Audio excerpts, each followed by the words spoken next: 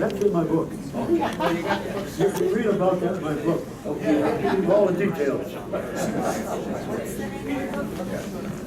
Thank you, Aki. That's a great story. There's a lot of cameras and cell phones around here. It's almost like the paparazzi are here. So we are videoing this, and I'll be posting on YouTube. If everyone wants to have the link to that, just give me an email, and I'll be happy to send that to you a little down the road. In fact, all these speaker presentations have been filmed and posted on YouTube over the last 5 years. So they're all out there. You can search under my name, Jonathan Tudor, under the 451st. And we're also doing a Facebook Live presentation right now on the 451st Facebook page, which is a great group if you're ever interested in joining that group. So anyhow, next up is Carl Will. He's going to tell us about, he's with the 461st? 64th. Excuse me, 464th. And he's going to tell us a little bit about his experiences in Pantenella, and Tom Will is going to introduce him. Welcome him to the stage.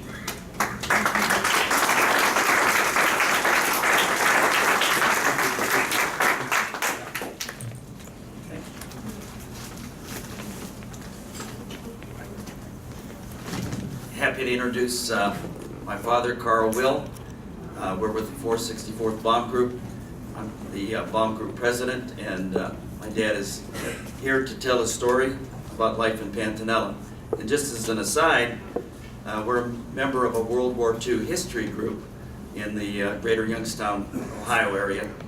And they meet once a month, and there's upwards of 100 people that come together to hear the veterans' stories and then look to preserve the legacy of the greatest generation. So my dad had the opportunity to talk to that group just last month, so perhaps he'll give you a few quips out of that presentation. Well, after that last fellow, I didn't do nothing. That's where I go. Nothing to say. I got out of school in January of '42, and basically I thought I was a draft dodger because I went down and enlisted. That said, they can't make me go. So I wanted to be a ground crew mechanic. Safe as heck back there. So I took basic training in Atlantic City, November '42. December they shipped us to Chicago, put me in a hotel, Stevens Hotel on Michigan Boulevard. Well, after Atlantic City Hotel, I said, this Army life ain't too bad, you know. But I noticed these there little signs on a wall. I asked somebody, where am I at? I'm in a radio school. I said, I'm in the wrong place. I'm supposed to be in mechanic school. And I went up to see the old man when I got settled in, and he says, no, you're it. So I spent 26 weeks in Chicago, and the winters are cold up there at 5 o'clock in Grant Park doing calisthenics. But they let me up there till June, and then they shipped me to Brownville, Texas. In June, July, and August, that's hot down there. So they made a gunner out of me. I said, mechanics don't need to be a gunner. Well, I lost that battle. So September, they took 2 days by train to get to Salt Lake City in time for the winter up north. So there I never seen so many second lieutenants in my life. When the sun was setting, it blinded you actually. Navigators, bombardiers, co-pilots, all seconds. You didn't even salute them anymore. You couldn't do it. So after about 2 weeks, we went to Mountain Home, Idaho. I found out I was in a B-24 outfit. Again, I went to the old man. I says, 24s are flying coffins. They're not safe to fly here. How about 17? He said, no. They're making one of these every 55 minutes. They need 10 men, and you're one. Next. So I took phase training in Mountain Home, Idaho for a month or so. Winter setting in, so they sent me up to Pocatello, Idaho. That's good and cold. So in December, we got a new plane. Just came in from the factory. So we took third phase training in it, and we were supposed to ship out in February, but a snowstorm came in. It was all packed, so we had no clothes except what was in the plane. So we had to pull guard duty on our own plane at night. So we got a mattress to put up on the command deck, and that's where we lay at night, guarding the plane, sleeping. So the snow lifted middle of February, so they shipped us to Lincoln, Nebraska. Refit the plane on something, I don't know what they had to do to it. And sign our last will and testament. Now, that didn't sound good either. So the fellow ahead of you and the fellow behind you, that was your witnesses. So that's how they signed your last will and testament. So we stayed there 2 days. Then we went down to West Palm Beach, Florida. Put us in a hotel for the night, no air conditioning. So now from Pocatello at 0, now we're in West Palm Beach at 90. But on the way down, we had a mattress laying in the bed, in the waist there. We didn't know what to do with it. Someplace over the Carolinas or Georgia, I guess, out the window it went. I often wonder who caught that mattress. So we ended up in West Palm there, and the airport there is next to a dog track. So you know how GIs are, they're going to go for a drink or whatever. Somebody said, when you hear a man say, there goes the bunny, there's a hole in the fence there, dive through it. So about 6 of us did it. Well, we came back about 2 o'clock in the morning, trying to sneak back in. Some girls had picked us up. I never seen a car that opened the door and the lights come on inside till that night. So there it was. She opened the doors and all the lights came on. By the time we got to hold the fence, the MP was waiting on us. So he said, "You boys have a good time?" I said, "Yeah." "Are you going overseas?" I said, "I think so." So he showed us the hole in the fence and says, "Good luck." So he let us go. I found out reasons later on. So we got to Fortaleza, Brazil then.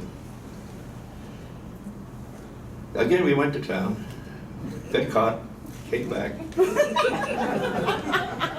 So we was all identified by the plane number, 479 was mine. So Lieutenant Stallings, the pilot, came in and he says, "You did it again, 2 of us." Yep. But you got a choice, take a court-martial here in the morning, or go to Africa and get it. That's crazy. That's Staff Sergeant. I says, "Okay, 1 more day's pay, I'll take it in Africa." So we took off that night about midnight with a new navigator over 1,850 miles of water, and I hate water. But it was a good flight over. But the old man never said anything about it, because if they court-martial you, you can't fly. So they didn't need the 10 guys, so they had to put me up. So we got by. So I started missions in April, I think I started flying. Yugoslavia the first week. And in Little Lulu was our plane. And it was in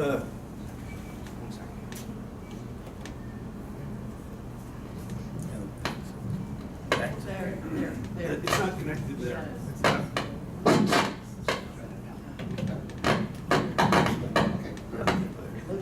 So There you go. Good job. well, there was a Yugoslavia. Yeah. So we bombed it, and everything went like they usually do. So about 1st of July, you know, I think we were losing planes like faster than they was coming in. So we sitting there one night in the tent, we got the figures up. We took about 60-some planes over with the group. And they made it OD when we got them. Well, the new ones come in aluminum. So you'd always tell your new planes coming in. But there's only 3 left of our original squadron. So we figured out we lost 110% of our planes by the 1st of July. And I only had 30. Well, I don't know what I had in then. But anyway, in August I caught malaria. So they put me in bed. A new crew from the States came in, took Little Lulu, which we'd had 37 missions on it. So I was in a hospital and they went down over to Yugoslavia. And that's where Tom has got all that information about the museum they put for the guys up there. It was one of the greatest air battles in Europe at that time. So I got out of the hospital in, sometime around, close to the end of the month. I had about 7 more trips to make, so I flew a reserve with different guys. This brings back a memory from the last, Vienna was my last trip. So we had 25 minutes of heavy, accurate, intense flak. 50th mission, I said, this is it, no more. So I made it, got back home, left Italy on a troop ship out of Naples, 1st of October. 17 days in the South Atlantic circling. We did a convoy, and the subs was heavy down there, I guess, I don't know. But we hit a storm. So we got back to the States. Had a Class A pass, making $200 a month. Had a car with me down to St. Louis at Scott Field. Couldn't go back overseas for 12 months. I thought I had the war made. February, they needed 450 radio operators in India. 2 weeks of training in Reno. I ended up in Assam Valley, India. Now we're flying the hump in a C-46. I said, you can't do this. Well, before I went over, I got my shots. I landed in India, they didn't have my record, so I got them again. So I squawked about it, but they told me, you're not in the Air Force. You're in the Air Transport Command. Next. So I flew the hump for 30 some hours. It's only 3 hours to China. We flew into Kunming and Lingchao. Gasoline, ammunition, tents, whatever they had. So in May then, my nerves gave out and they grounded me. So now they don't know what to do with me. You can't hold a rank if you can't do the job.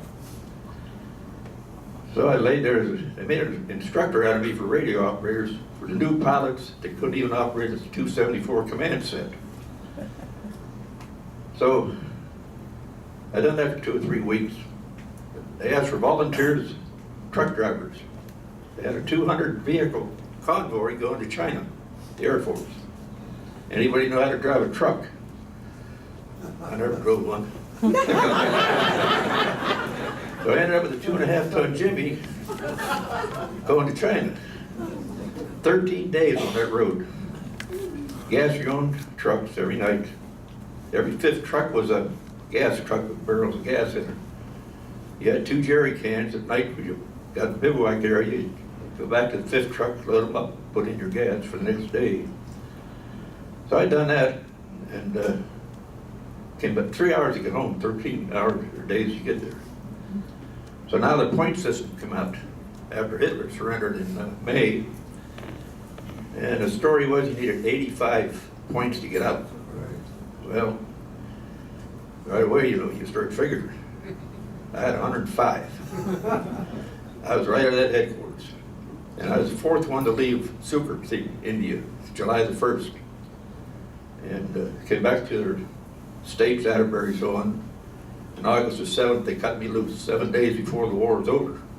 So, but nothing happened like yours, I tell you. But we hit a couple of times, this and that, but so that's about it. Thank you.